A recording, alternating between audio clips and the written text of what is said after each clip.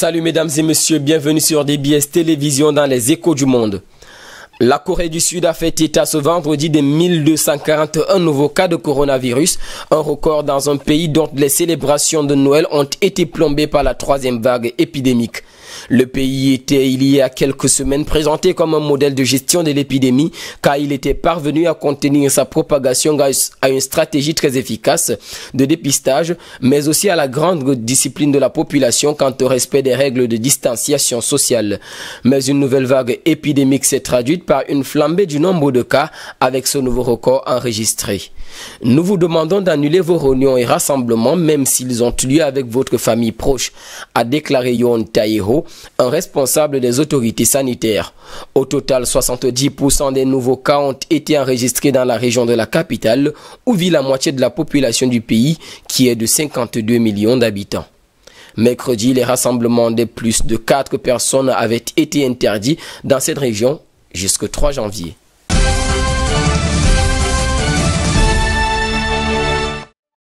Autre actualité, le gouvernement hongkongais a expliqué que des experts avaient laissé entendre que la période d'incubation pourrait en fait dépasser chez certaines personnes les 14 jours. Ce qui fait que les personnes arrivant de l'extérieur de la Chine devront suivre une quarantaine de 3 semaines contre 2 auparavant. Hong Kong a par ailleurs décidé d'interdire l'entrée de son territoire aux personnes qui se seraient rendues en Afrique du Sud dans les 3 semaines qui ont précédé. Une nouvelle variante du coronavirus a été détectée en Afrique du Sud et se transmettrait plus rapidement que la souche plus ancienne. Plusieurs pays ont pris des mesures pour restreindre les arrivées en provenance de ce pays. Hong Kong a par ailleurs annoncé la suspension des vols en provenance de la Grande-Bretagne en raison de la découverte d'une autre nouvelle souche de coronavirus. Les autorités sanitaires ont averti que 2 étudiants rentrés de Grande-Bretagne pourraient avoir contracté cette nouvelle souche.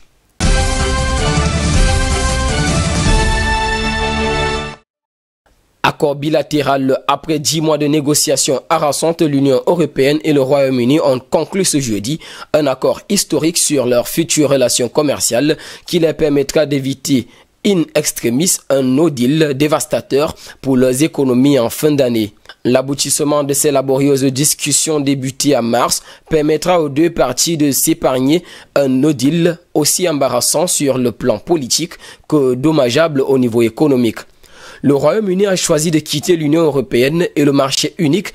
Il y aura donc, malgré cet accord, de vrais changements pour beaucoup de citoyens et beaucoup d'entreprises. Ce sont les conséquences du Brexit, a précisé Michel Barnier. Les négociations étaient depuis lundi entre les mains d'Ursula von der Leyen et du Premier ministre britannique Boris Johnson qui ont échangé à plusieurs reprises pour tenter de sortir de l'impasse sur la pêche ultime, point d'achoppement des discussions.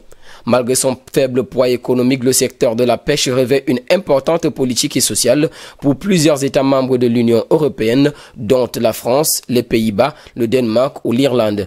Mais les Britanniques veulent reprendre le contrôle de leurs eaux et en ont fait le symbole de leur souveraineté retrouvée après le divorce. Les tractations se sont concentrées sur le partage de quelques 650 millions d'euros de produits pêchés chaque année par l'Union européenne dans les eaux britanniques et sur la durée de la période d'adaptation pour les pêcheurs européens.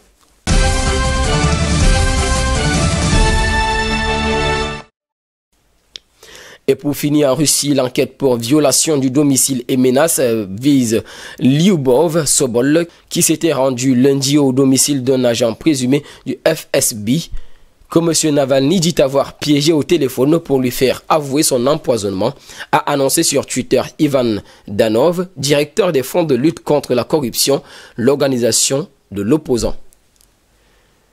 Messieurs et dames, c'est sur cette actualité que nous mettrons terme à cette édition des Échos du Monde sur DBS Télévision. En compagnie de nos programmes, nous vous souhaitons de passer une agréable soirée.